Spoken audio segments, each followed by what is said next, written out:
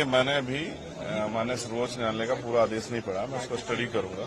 और मेरे आज भी याद है कि मैं लगातार लाइब्रेरी जाता हूं, कॉन्स्टिट्यूशन असेंबली की जो डिबेट्स हैं, जब ये रिजर्वेशन पैटर्न आया उसको स्टडी करने के लिए आज भी मुझे उस पर जाना पड़ेगा। बहुत इंपॉर्टेंट है, क्योंकि डॉक्टर बाबा साहब अम्बेडकर के जो है बहुत सारे जो हैं बातें चर्चा उन्होंने जो है उनके कोर्ट्स को उसमें यूज किया है। लेकिन बड़ी बात यह है कि एक पॉलिसी हमने अंग्रेजों के समय से सुनी थी, डिवाइड एंड रूल। मुझे ऐसा लगता है कि ये जो एकजुटता शेड्यूल कास्ट शेड्यूल ट्राइब के लोगों में हो रही है, उसको तोड़ने के लिए डिवाइड एंड रूल की पॉलिसी को इख्तियार किया जा रहा है। अभी मुझे इसमें यह भी जानकारी करनी है कि माननीय सर्वोच्च न्यायालय में जिन जजों ने ये ऑर्डर किया है उसमें से SC/ST के कितने, ये बहुत इंपॉर्टेंट है। अगर आप वर्गीकरण करना ही चाहते हैं तो मैं चाहता हूं कि सर्वोच्च न्यायालय से इसकी शुरुआत होनी चाहिए। भाई, वहां तो लंबे समय से कुछ ही परिवारों को कब्जा किया, और चलो SC/ST OBC को तो आप घुसने नहीं दे रहे हो, लेकिन क्या सामान्य जाति के लोगों में अवसर नहीं है? तो उनको भी आप मौका नहीं दे रहे हो। तो अगर आपको करनी है किसी वर्गीकरण की शुरुआत तो शायद वहीं से की जाए, सर्वोच्च संस्था। नीचे से क्या करना चाहते हो? क्या मॉनिटरिंग किए कभी SC/ST के जो आपने ऑर्डर किया था रिजर्वेशन इन प्रमोशन का? आपने कहा सरकार दे सकती है, क्या कभी मॉनिटरिंग किया आपने?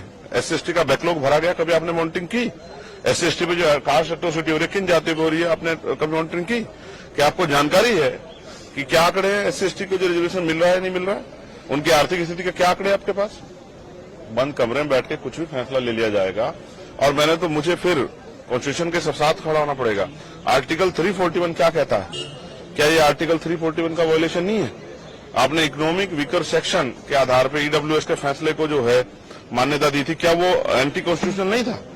तो बहुत सब चीजें। और फिर एक और जस्टिस हैं बेला द्विवेदी जी, उनके फैसले को भी उन्होंने असहमति जाहिर की, उसको भी स्टडी करना पड़ेगा। तो इसलिए कह रहा हूं, बहुत बड़ा विषय है। अगर कोई हमें बांटने का प्रयास करेगा किसी गलत मंशा से, अगर वास्तविकता में नीचे जो लोग हैं उनको उठाना चाहते हो, तो जो जितना NFS करके संविदा, लेटरल एंट्री और तमाम तरह से ठेकेदारी करके जो SC/ST की नौकरियों खाया जा रहा है, उस पर क्यों नहीं आप स्टैंड लेते? तो ये बहुत कुछ है इसमें देखने के लिए। अब इसको देखेंगे और फिर प्रेस करके प्रेस क्लब में अपनी पूरी बात विस्तार रखें, क्योंकि ये बड़े समुदाय का मामला है, ये मेरे व्यक्तिगत का मामला नहीं है।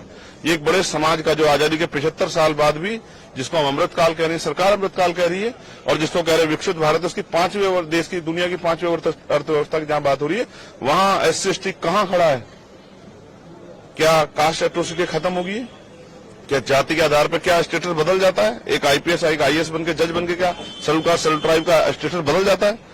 तो इन फैसलों के पीछे अगर कोई गलत मंशा नहीं है और वास्तविकता में इनको ऊपर उठाने का, तो इसको पहले स्टडी करना पड़ेगा। और फिर, क्योंकि हम कोर्ट में नहीं थे, मैं ये भी देखूंगा कि इसको अपोज करने वाले, इस फैसले में SC/ST का पक्ष रखने वाले कितने वकील थे और वो कौन सी जातियों के थे, और SC/ST के विरोध में खड़े होने वाले कौन से वकील थे, वो किन जातियों के थे, कि सबके चेहरे भी उजागर होने चाहिए कि कौन हमें बांटना चाहता है, वो कौन सी पार्टी जुड़े हुए लोग हैं। सब चीजों पर हम लोग जो है बिंदुवार इसकी जानकारी हासिल करेंगे और फिर प्रेस क्लब में मीडिया को बुला के अपनी बात को रखें, क्योंकि बहुत बड़े समुदाय का फैसला है, मिनटों में नहीं हो सकता।